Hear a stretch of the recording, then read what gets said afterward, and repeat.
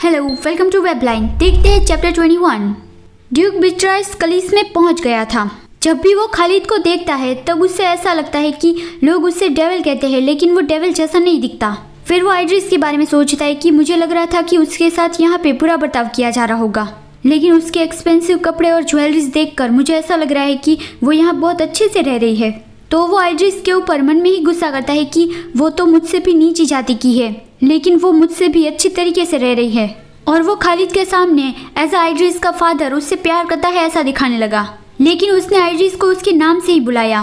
तो खालिद उसे गुस्से से कहता है कि ड्यूक बिट्राइस, शायद तुम भूल रहे हो, अब वो मेरी वाइफ है।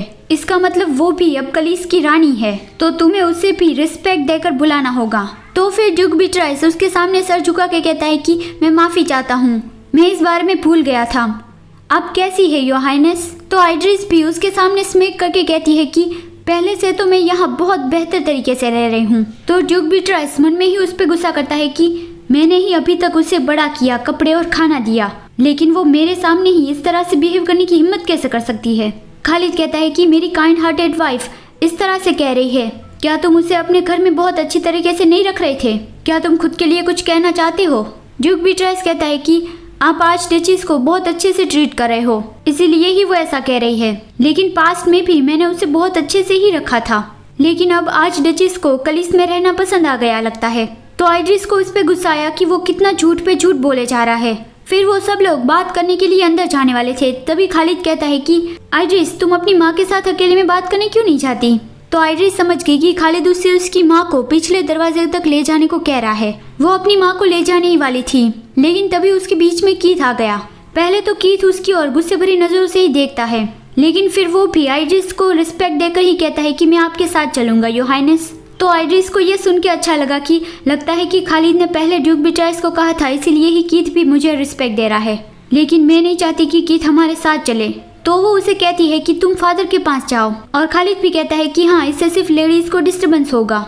लेकिन कीथ फिर भी आइड्रिस के साथ जाने की जिद कर रहा था कि मैंने काफी लंबे वक्त से मेरी छोटी बहन को नहीं देखा है, तो मैं भी उसके साथ चैट करने जाना चाहता हूँ। तो फिर खालिद गुस्से से उसके बाप को ही कहता है कि ड्यूक बिट्राइस, ऐसा लगता है कि तुम्हारा बेटा आज के नेगोशिएशन में अनकोऑपरेटिव है।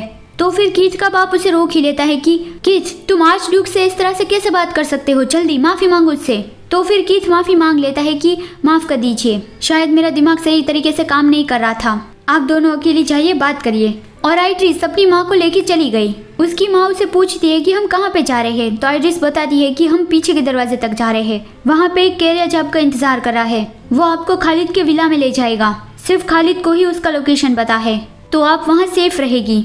लेकिन उसकी माँ वहाँ जाने से मना कर देती है कि मैं जानती हूँ कि तुम मुझे ड्यूक बिट्राइस से बचाना चाहती हो, लेकिन उसके बाद क्या तुम भी मुझे आज ड्यूक के विला में कैद करके रखना चाहती हो? आइड्रिस कहती है कि क्या लॉक करना, मैं आपको ऐसा कभी नहीं करूँगी। लेकिन आइड्रिस की माँ हान ही कहती है कि मैं जानती हूँ कि ड्यूक बिट्राइस तुमसे बहुत बड़ी बड़ी डिमांड्स कर रहा है, और अगर तुम वो पूरी नहीं करोगी तो वो तुम्हें धमका रहा है कि वो मुझे हार्म करेगा, तो मैं तुम्हारी सिर्फ आखिरी बची ही वीकनेस हूँ, इसीलिए ही तुम मुझे इस दुनिया से छुपाना चाहती हो। आइड्रिस कहती है कि माँ, ऐसा मैं कभी नहीं करूँगी। हानी कहती है कि हाँ चलो, मैं मान लेती हूँ कि तुम ऐसा नहीं करोगी, लेकिन आज ड्यूक का क्या, वो अगर मुझे लॉक करना चाहते होंगे तो? आइड्रिस कहती है कि माँ, खालिद के बारे में जो रूमर्स है वो सच नहीं है, हम दोनों ने ही मिलकर ये प्लान बनाया है।